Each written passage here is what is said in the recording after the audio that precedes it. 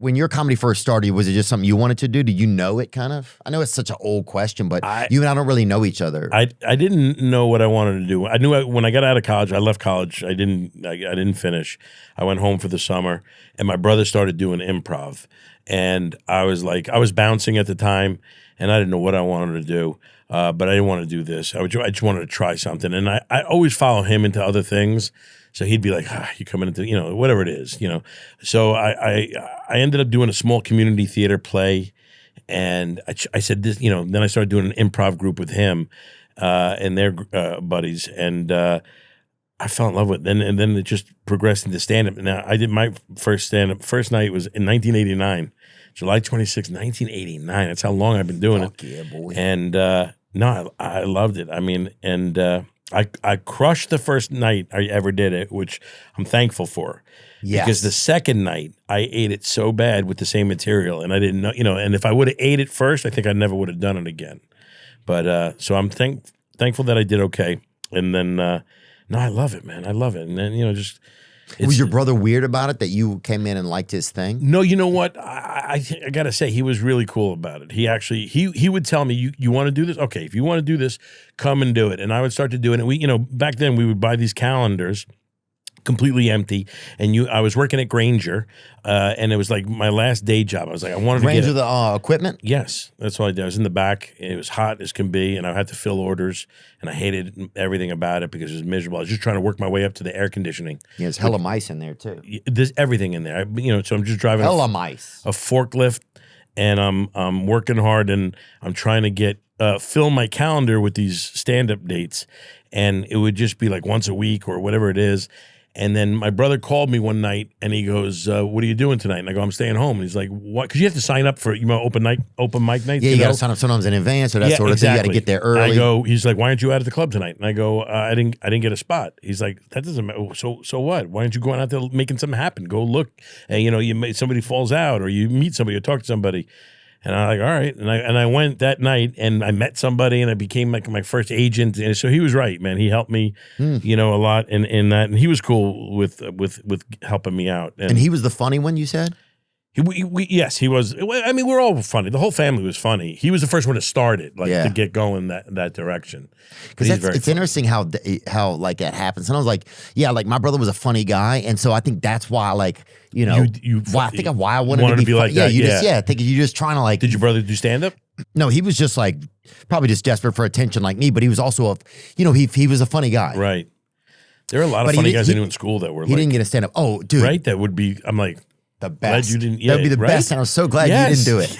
Oh, dude, my friend Scott was like the funniest kid to me. And I'm like, some of those people are like, Theo, you're funny. I'm like, dude, there's so many people who just never really just went and did it. Yeah. Because, I mean, honestly, being funny with your and making that leap to doing it in front of people and developing, it is a different thing, though. It's like you've got to create it and kind of get used to. It's a different animal, right? When you're. Oh, yeah. Because I know.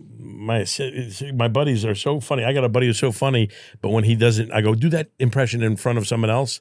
He can't do it. He folds like a house, man. He's just, it's rough. It's rough, and I look bad.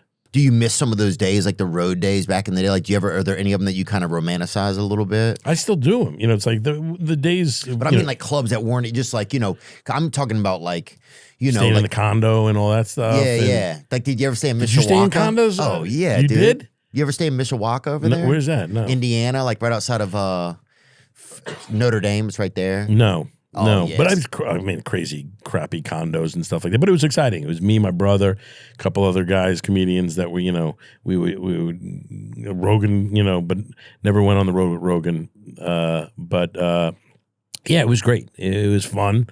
You stay at casinos. Like I used to play the Tropicana in Vegas. Yeah. And I never gambled. I'd never been to Vegas. And I remember losing my week. You go there for a week.